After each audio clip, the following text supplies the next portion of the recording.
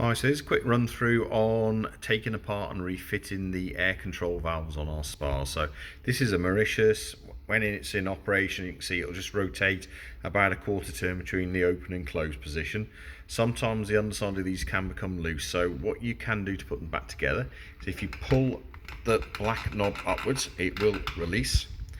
That will then let you see the underside of it. So this cap here sometimes can become loose, so what you need to do is tighten back up. So in the first instance, I'm going to untighten him just so you can see what you might be getting.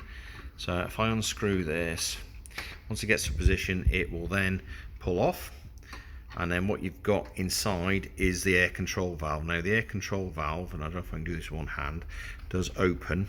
There you go. It opens and closes as you rotate the knob. Now sometimes when you're trying to put these back together, there is the possibility that it will open up as you're tightening down the cap, which then obviously stops it going back into position.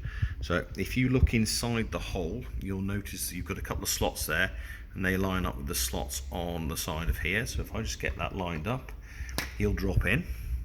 So the next phase is we've got to put the cap back on, and then we start to tighten it up. Now you'll notice with mine at the moment the middle's not rotating, but sometimes with yours at home you might find that it does. So if it does, you just have to twist it back manually just to keep it in its closed position. And then once you've got him tightened up nice and tight, and that's nice and tight, you don't have to go mad, the rubber seal does its job, then you should be able to rotate that between the open and closed position, and then you can just carefully put your knob back on the top. So there we go, and then off, on, etc. Hope that makes sense.